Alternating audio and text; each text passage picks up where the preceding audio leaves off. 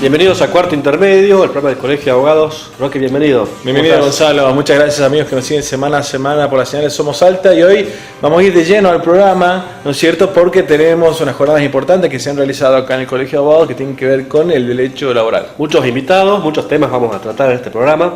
Así que invitado a nivel internacional. Así que vamos rápido. Y de vamos rápido, también vamos a hablar de un caso resonante en nuestra provincia que tiene que ver con Luján Peñalba. Novedades muy importantes, un giro de 180 grados este caso que ha conmovido a todos los salteños. Así es, Gonzalo, y antes de ir de lleno al programa, como siempre recomendamos a nuestros televidentes y amigos que cuando tengan una consulta jurídica, ¿qué es lo que tienen que hacer, Gonzalo? Consultar con su abogado.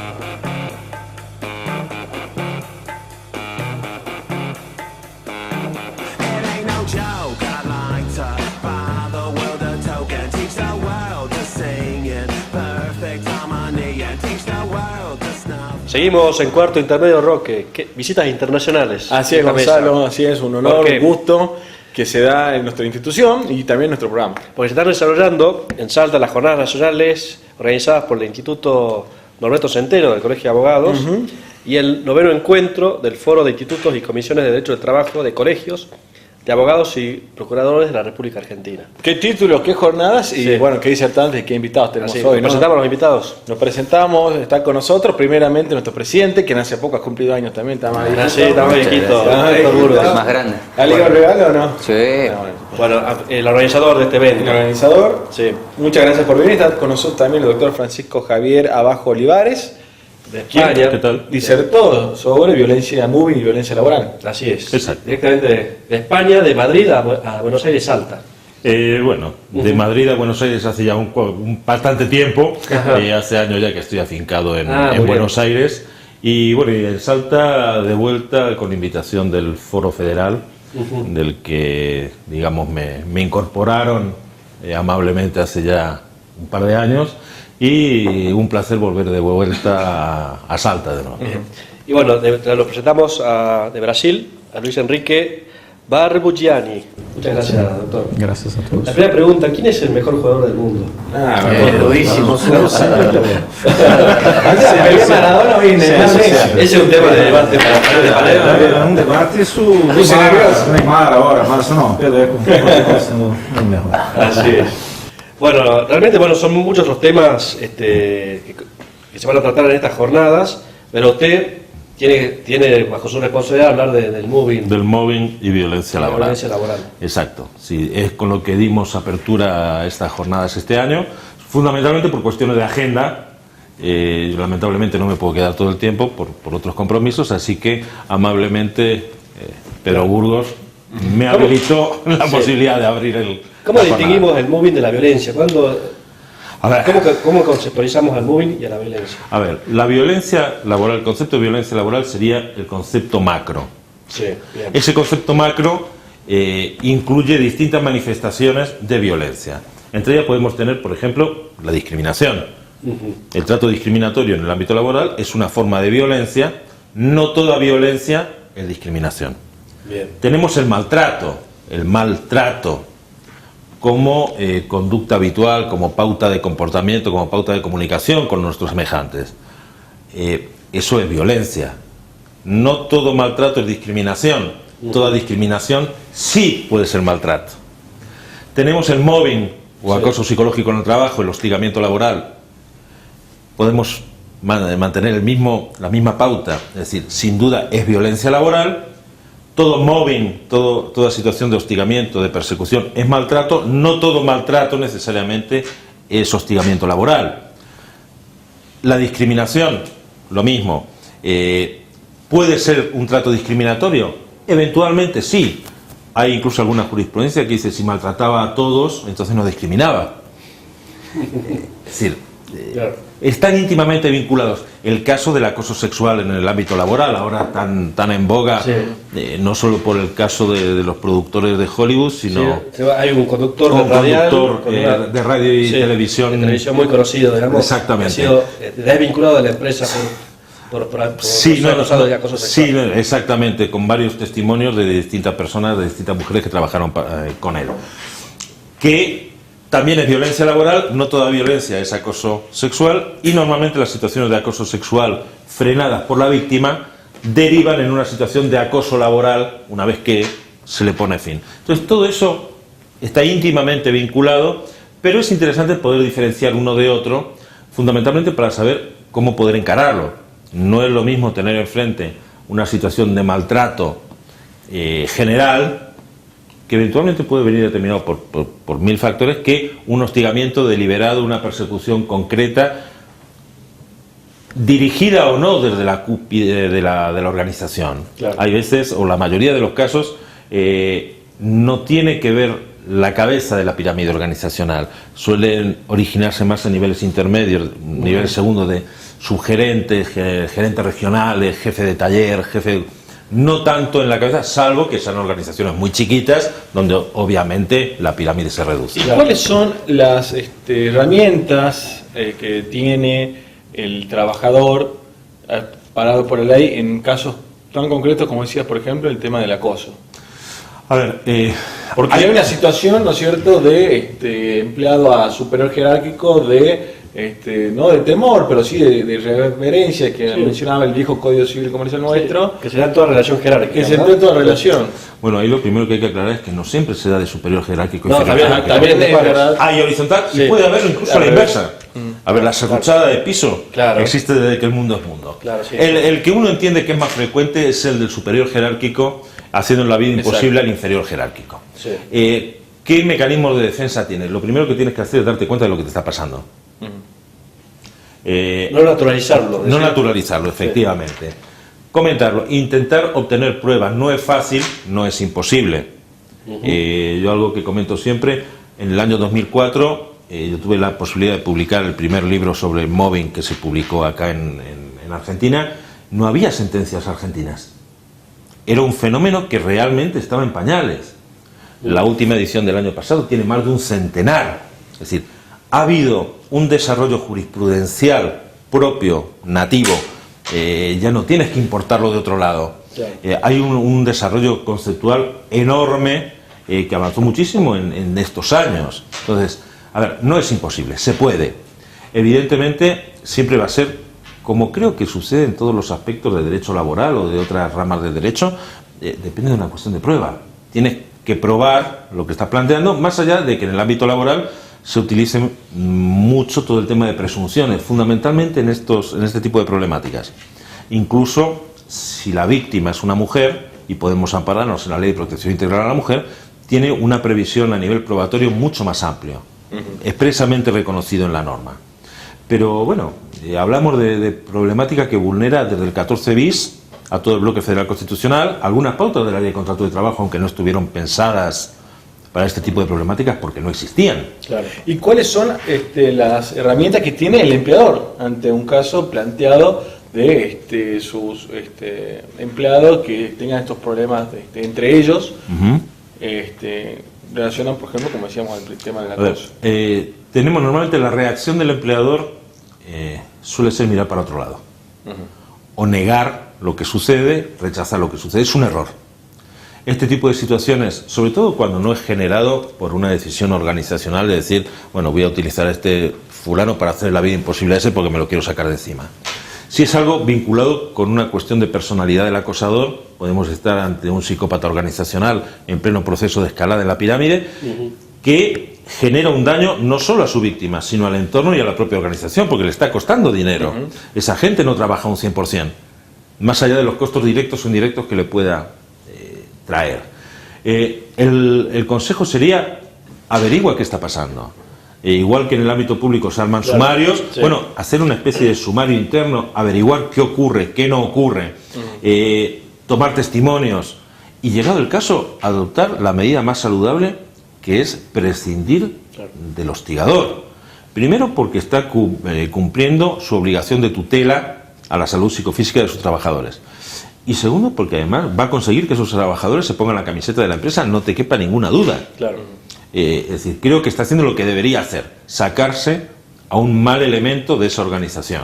Todo eso trasladarle también al empleo público. Absolutamente. Eso es interesante que pueda profundizar Francisco, él tiene una visión y una experiencia en lo que significa la asistencia de los empleados públicos en los casos de violencia laboral. O sea, hay una gran diferencia. Hace muchos años que trabajo ya, desde el año 2004, con un sindicato de empleo público en la Ciudad de Buenos Aires, de trabajadores a nivel nacional.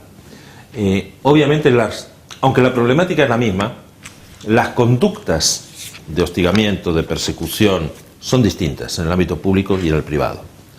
Hay determinados comportamientos que están tipificados por la doctrina de hace muchos años, que uno dice, por ejemplo, tomas a una víctima y la mandas al rincón a no hacer nada, castigada frente a la pared.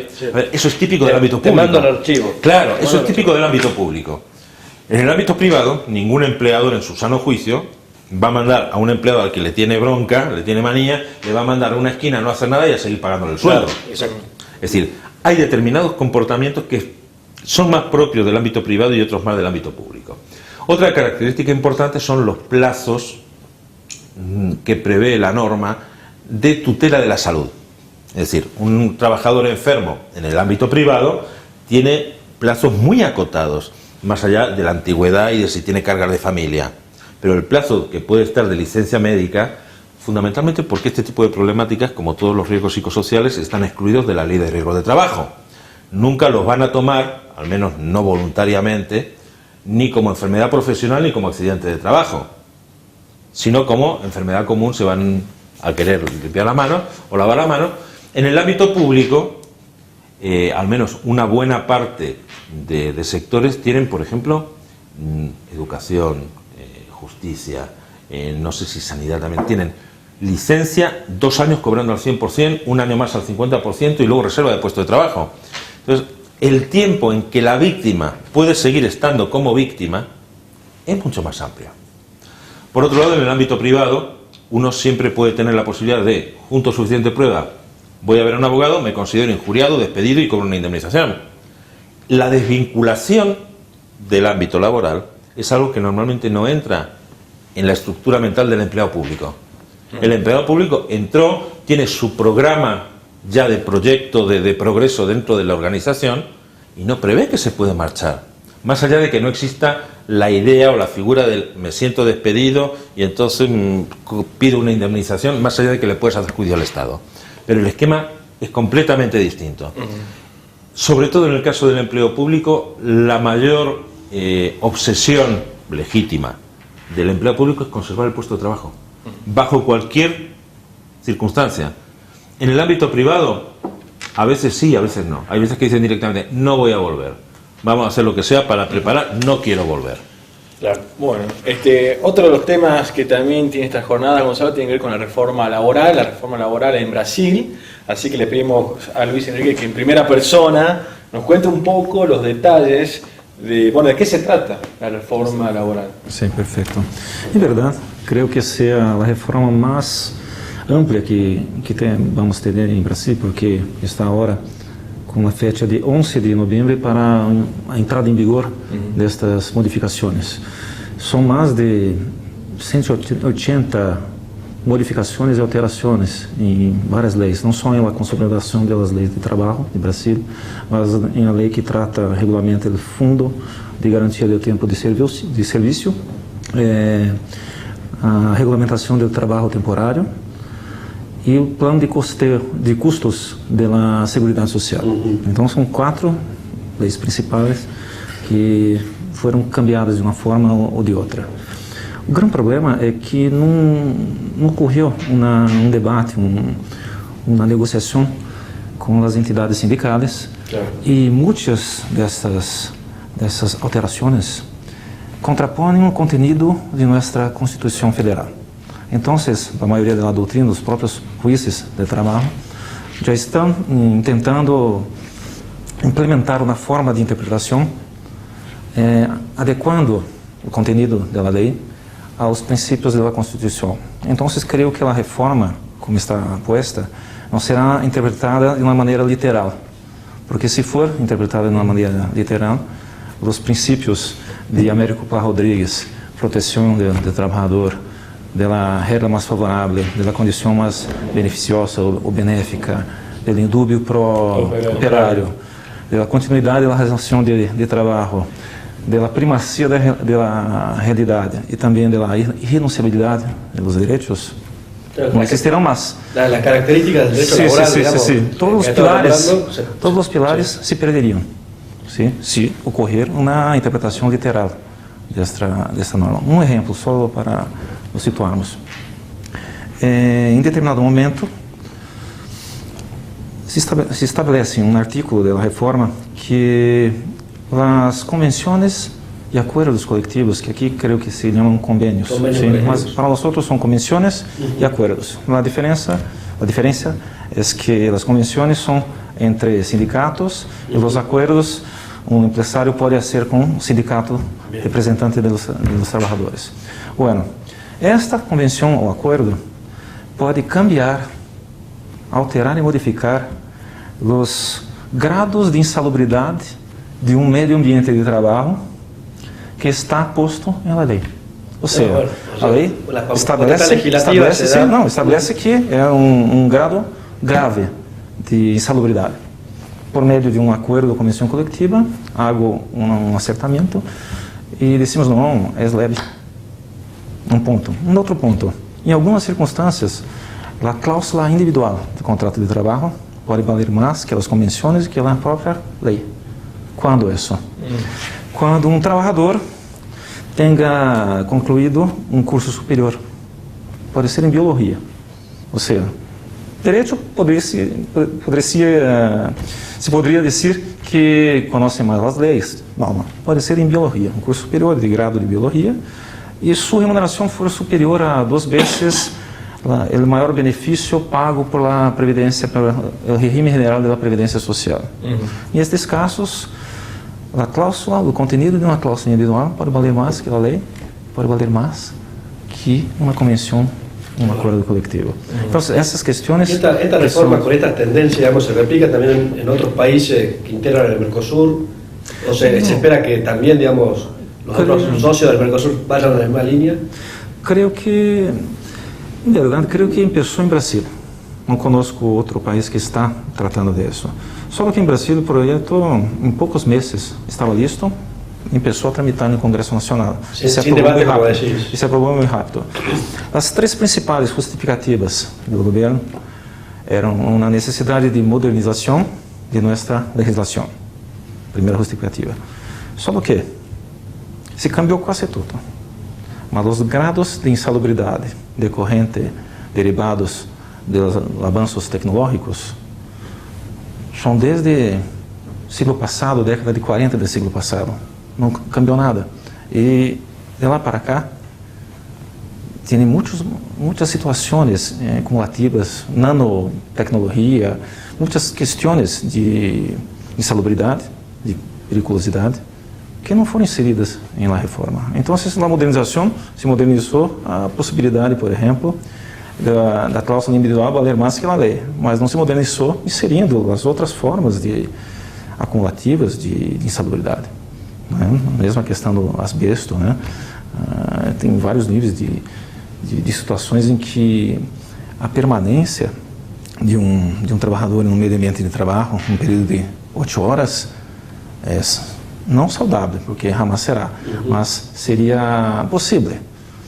E esta reforma possibilita, por exemplo, também por meio de convenção coletiva, que se amplie a jornada para além de 8 horas, sem uma licença do Ministério do Trabalho, que a fiscalização tem sempre, nesses casos, que verificar se o meio ambiente é insalubre ou não, se é possível isso, e se os mecanismos de produção permitem isso, sem uma fragilidade maior do empregado.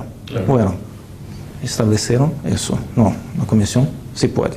Outro ponto, a questão da modernização.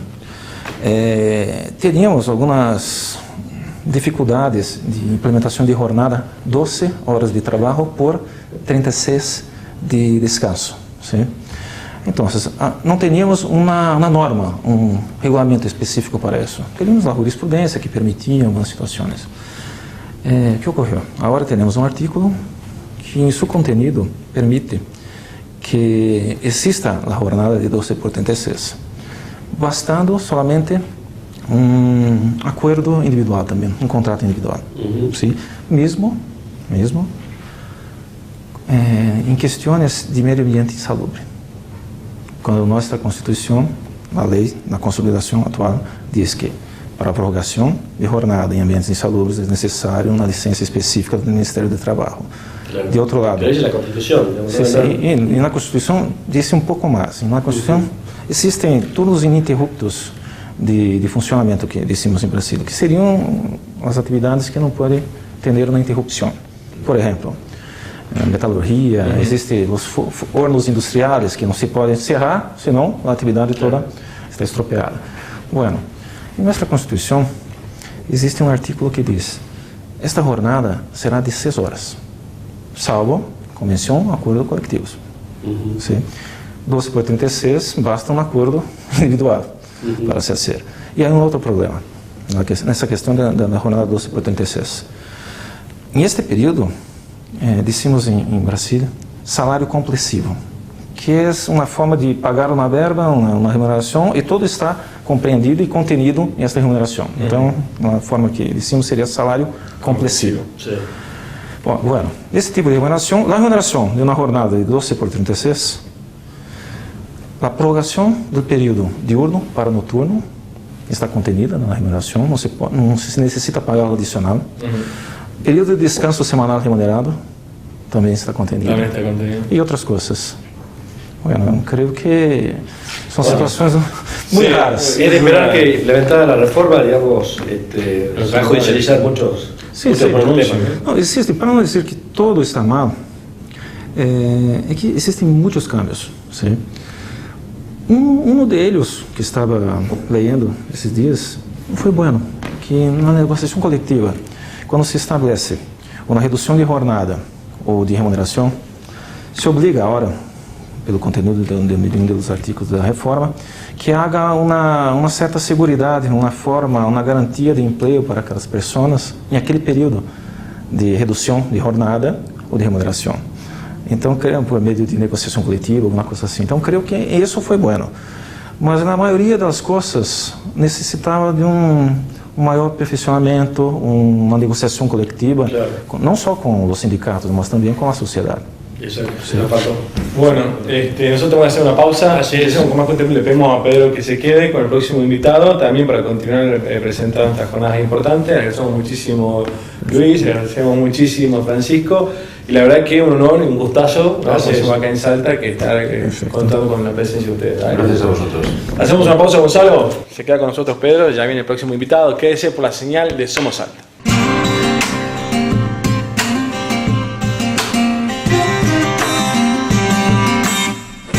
¿Qué son los derechos humanos? Son las garantías que todos tenemos desde el momento en que nacemos. No importa si eres hombre o mujer, niño, joven, adulto o persona de la tercera edad.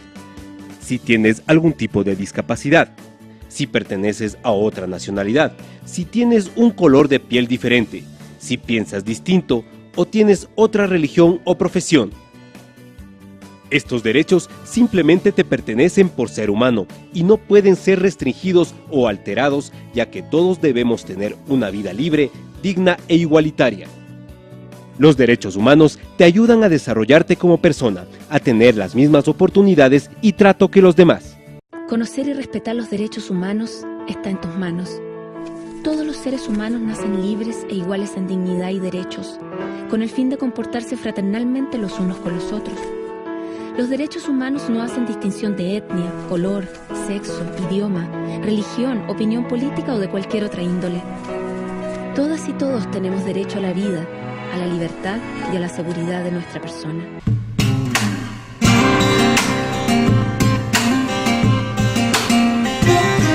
Seguimos en cuarto intermedio, Roque, seguimos con esta mesa de abogados, una mesa federal en este Así caso. es. ¿Sí? Hay un representante de Córdoba, otro de Santa Fe. Está con nosotros de Córdoba el doctor César Arelle. ¿Cómo está, doctor? Buenas tardes. Muchas Muchas gracias por venir. Y está también de Santa Fe Diego Guirado.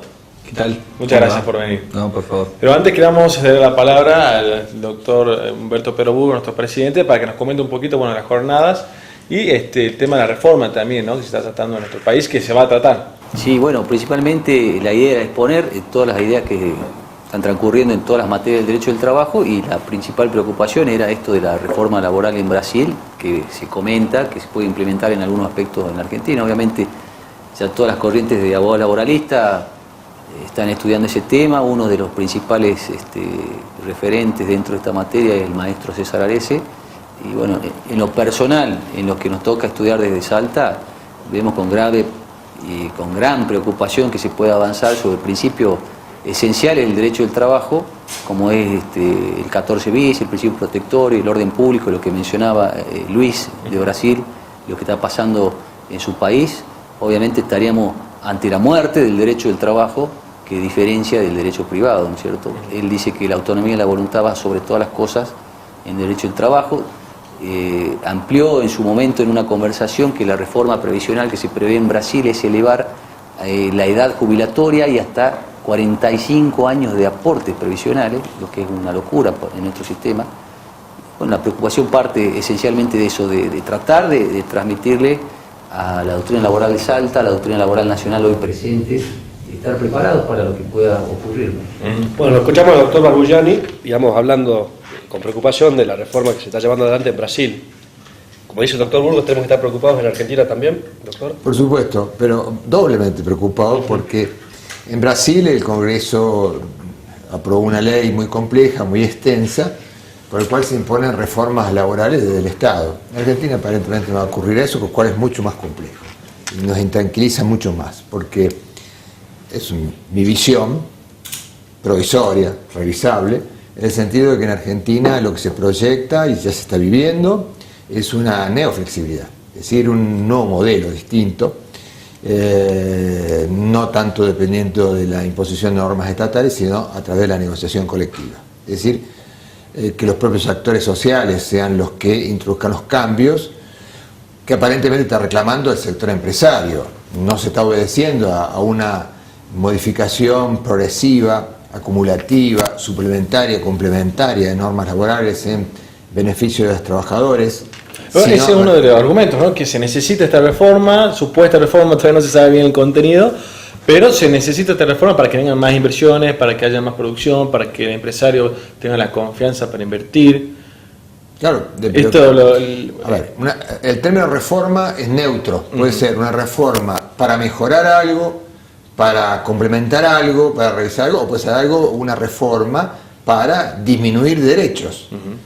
¿Usted ha escuchado que en Argentina se plantea una reforma progresiva? Que se diga, no, en realidad lo que hay que revisar es las condiciones y medio ambiente de trabajo para mejorarla, revisar los salarios para mejorarlo, mejorar las condiciones de materia de jornada, de categoría, participación introducción de tecnologías para que la gente pueda trabajar más cómoda, para que la productividad sea mayor, con la introducción de maquinaria. ¿Por usted ha escuchado esto? No, lo que se ha escuchado es exactamente lo contrario. Aquí el costo laboral es elevado, mucha ausencia laboral, aumento de la edad jubilatoria, inclusive también vinculado cargas sobre el salario, falta de flexibilidad en los puestos de trabajo, costo de... Se está hablando de disminuir costos, es decir, y los costos salen de un lado en este caso.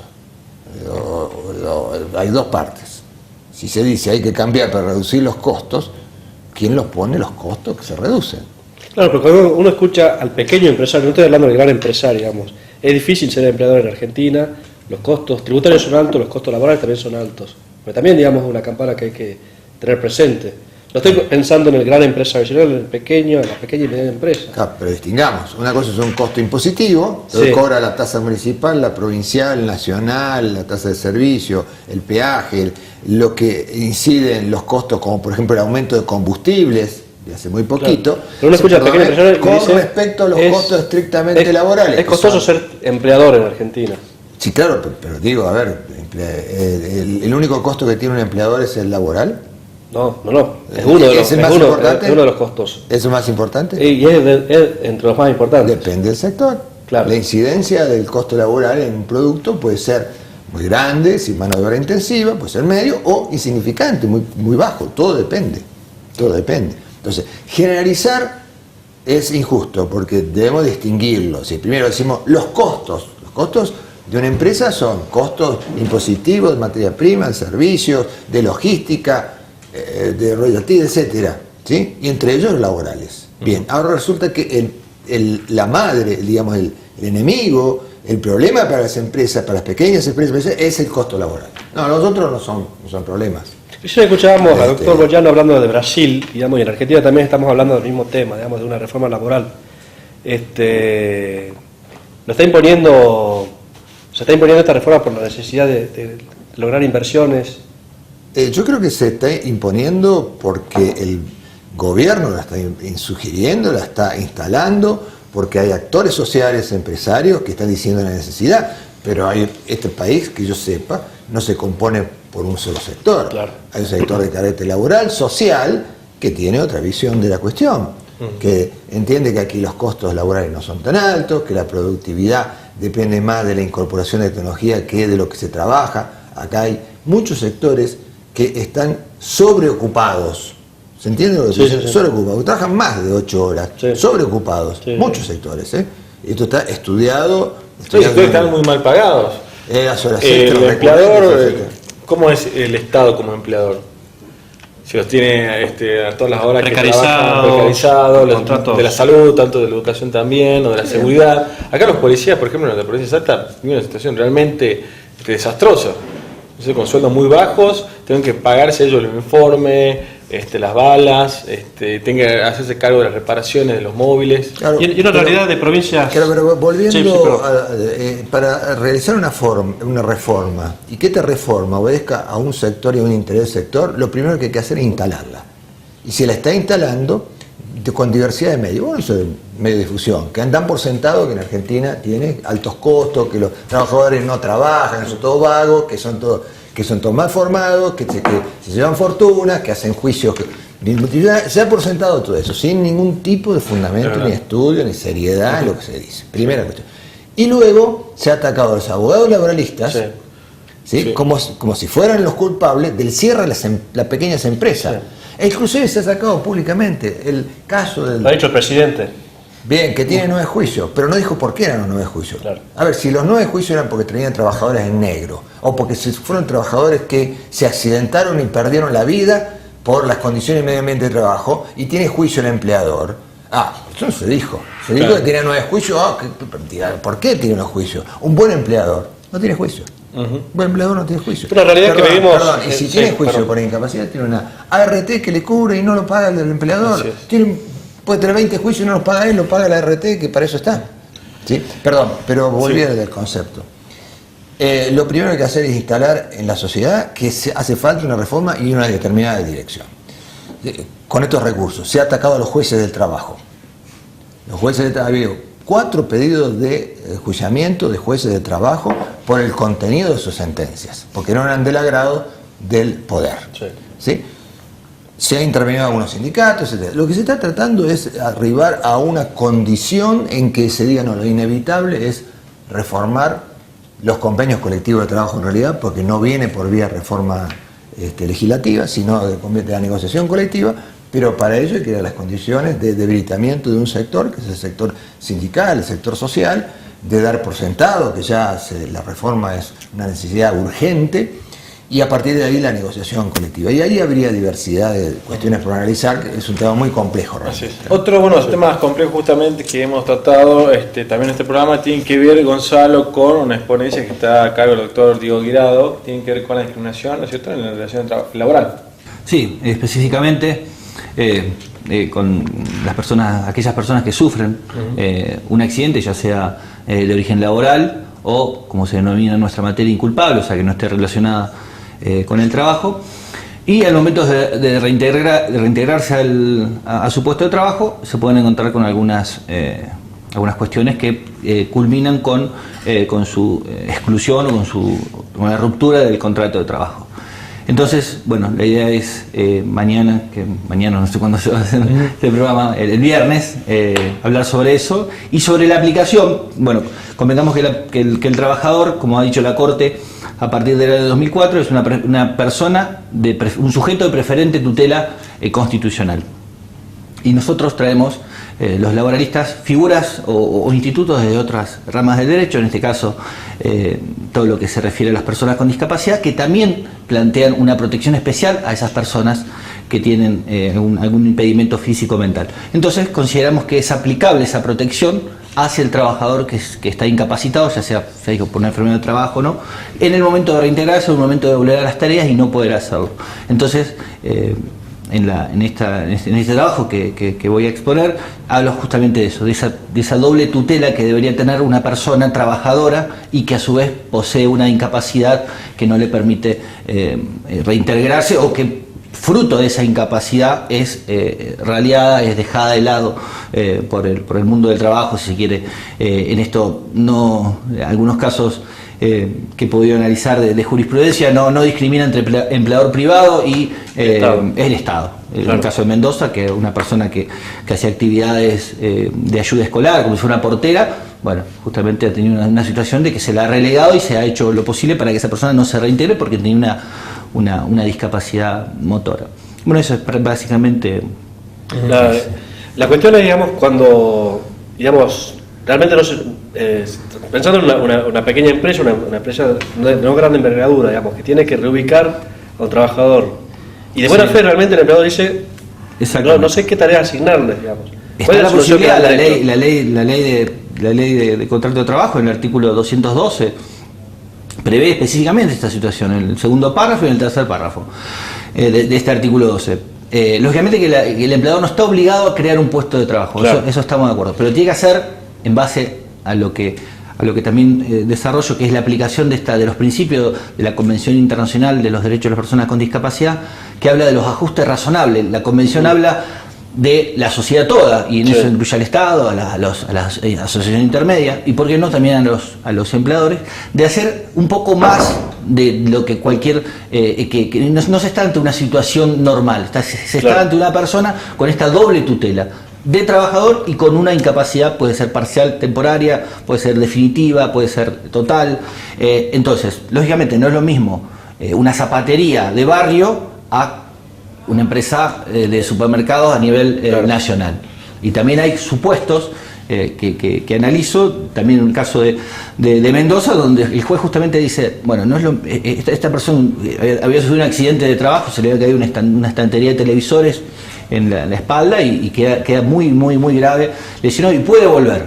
Y dice, finalmente el juez llega a la conclusión de que no hubo una actitud proactiva de la empresa grande, no lo voy a nombrar, pero una empresa grande que está en todo el país, no tuvo esa actitud de decir, bueno, a ver, tengo que tomarme este caso con una especial responsabilidad. Primero porque se lesionó trabajando para mí, haciendo tareas que no correspondían a la categoría. Pero tengo que hacer algo por esta persona, porque tengo medios para hacerlo. Puedo aguantar, tengo espalda para darle una tarea que por a lo mejor crearla momentáneamente o reubicarla.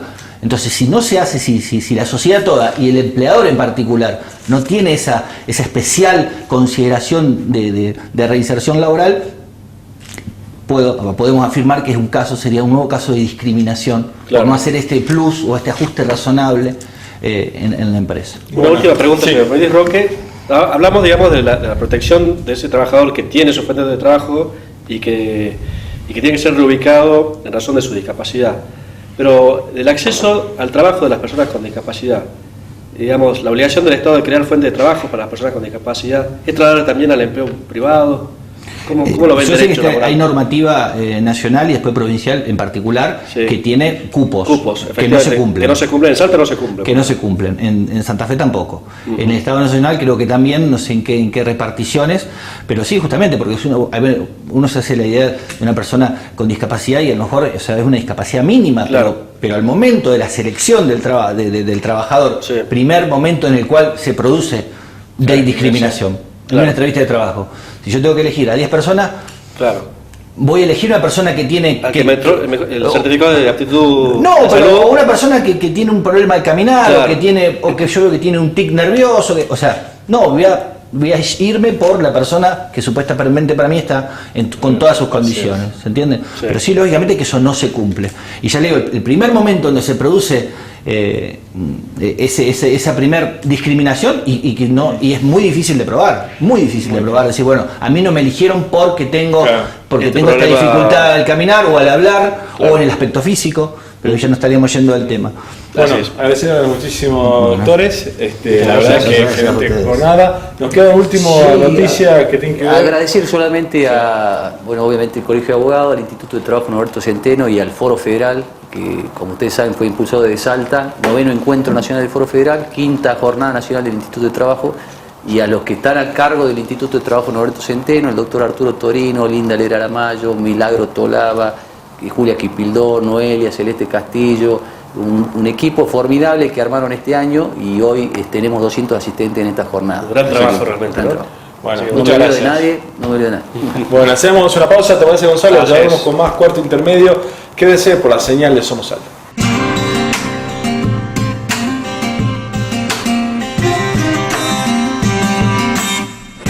¿Qué son los derechos humanos? Son las garantías que todos tenemos desde el momento en que nacemos. No importa si eres hombre o mujer, niño, joven, adulto o persona de la tercera edad. Si tienes algún tipo de discapacidad, si perteneces a otra nacionalidad, si tienes un color de piel diferente, si piensas distinto o tienes otra religión o profesión. Estos derechos simplemente te pertenecen por ser humano y no pueden ser restringidos o alterados, ya que todos debemos tener una vida libre, digna e igualitaria. Los derechos humanos te ayudan a desarrollarte como persona, a tener las mismas oportunidades y trato que los demás. Conocer y respetar los derechos humanos está en tus manos. Todos los seres humanos nacen libres e iguales en dignidad y derechos, con el fin de comportarse fraternalmente los unos con los otros. Los derechos humanos no hacen distinción de etnia, color, sexo, idioma, religión, opinión política o de cualquier otra índole. Todas y todos tenemos derecho a la vida, a la libertad y a la seguridad de nuestra persona.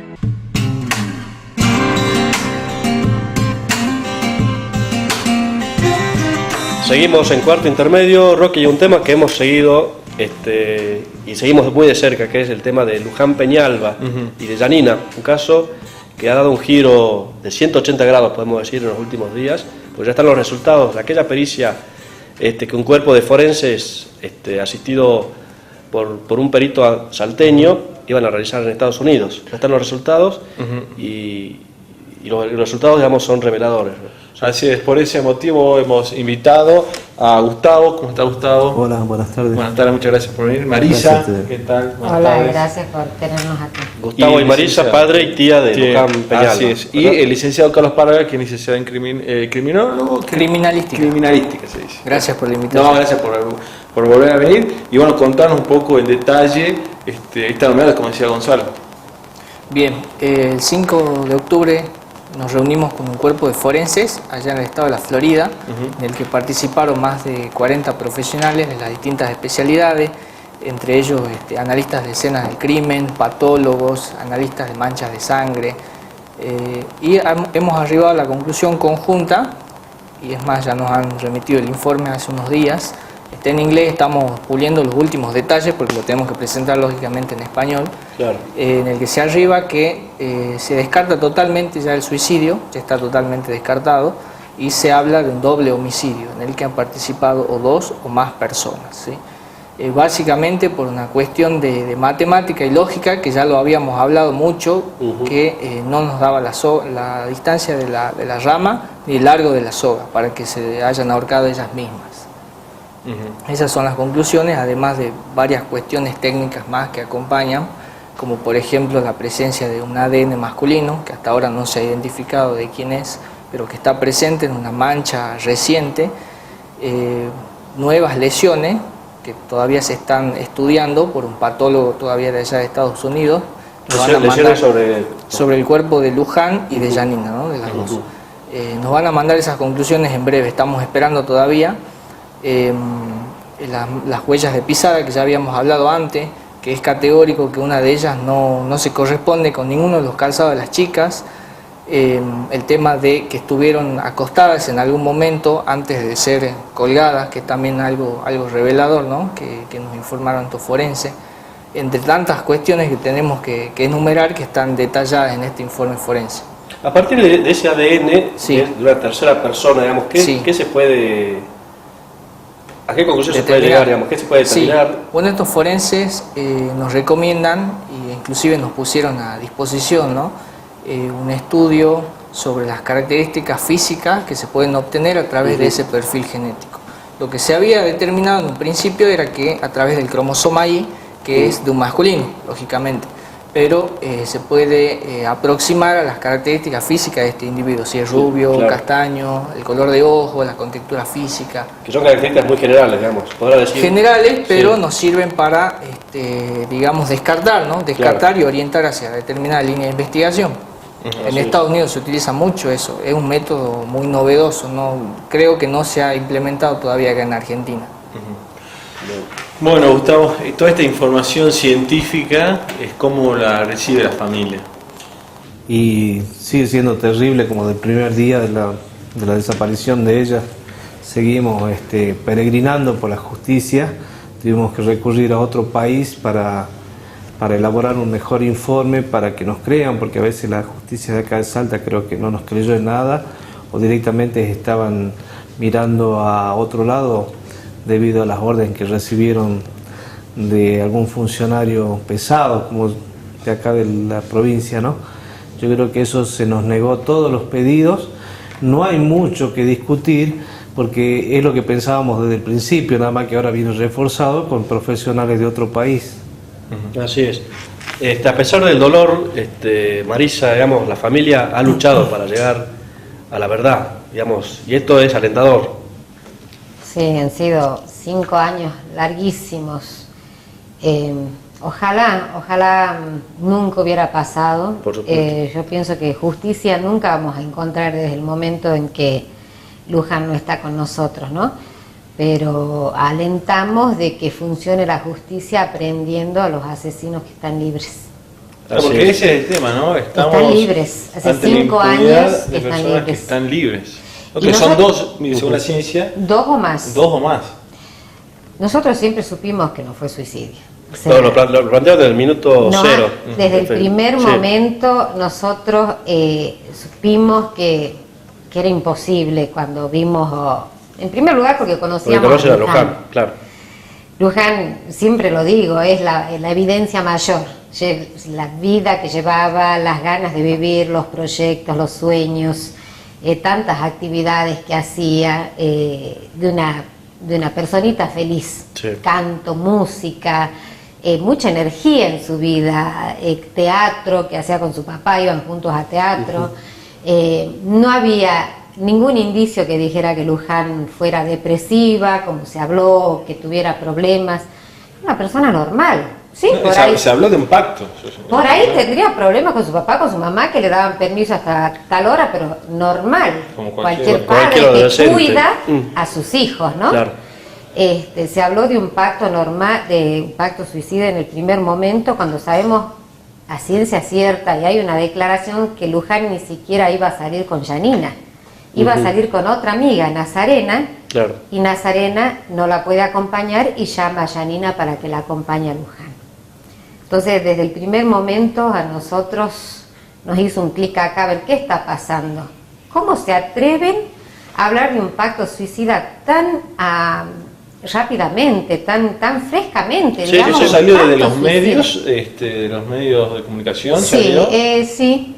Salió el gobernador de una conferencia, le dieron pie, le preguntaron si se presumía ser un pacto suicida. Se habló, se plantó la idea en esa conferencia de prensa. Una construcción mediática. Y a partir de, lógico, estamos hablando de menos de 2 horas que las encontraron las chicas. Sí, recuerdo esa conferencia de prensa. Muy rápido, muy rápido.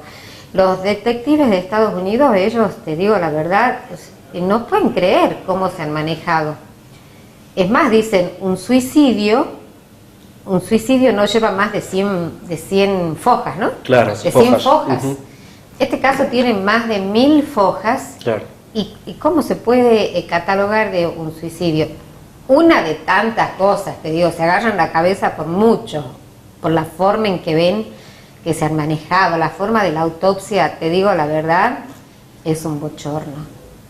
Es un bochorno, es una vergüenza lo que se hizo con el cuerpo de las chicas. la forma, la mediocridad con que se hizo ese estudio. Los detectives americanos se agarran la cabeza. Claro, estamos hablando, ya estaba el Cuerpo de Investigaciones Fiscales, el CIF. Mira, desde el primer momento, mira, y hay algo que yo no termino de entenderlo, porque se habló enseguida de que las chicas cruzaron el canal para llegar ahí, cuando había un camino por la finca que tranquilamente llegaba el vehículo hasta el lado, cualquier vehículo hasta el lado del árbol. Sí. Y que de hecho habían huellas de vehículos que nunca se estudiaron, ¿no? Pero lo más terrible es que los cuerpos de Luján y Janina fueron sacados de ahí con escaleras a través del canal. Imagínate el agravio que significa sacar los cuerpos de las chicas sin vida, valga la redundancia, con escaleras para bajar al canal, mojarse, subir la otra escalera y depositarlos en el vehículo que los traería a la morgue. Cuando cualquier vehículo llega tranquilamente hasta ahí. Claro. El CIF, habían 20 personas, ¿ninguno se dio cuenta? No, lo que pasa es que no les iba a cerrar la teoría de pacto suicida, ¿me entendés? Claro. Entonces, desde el minuto 1 está todo mal. ¿Quién estuvo a cargo de la investigación? ¿Qué fiscal, qué juzgado intervino? Estuvo el juez Pablo Fara, que era el juez de turno, y después pasó a manos del juez Pablo Arancibia, el doctor Pablo Arancibia. ¿Y el fiscal? El fiscal era Barrio Nuevo. Eduardo Barrio Nuevo. ¿Ustedes tuvieron contacto con la Fiscalía, con el Poder Judicial? En aquel momento sí, pero hubo un cambio rotundo en menos de 48 horas. Claro. Ya era como que no nos querían recibir y como que estaba todo dicho. Que pruebas que le acercábamos no le servían para nada. Muchas pruebas. ¿Qué pruebas acercaban?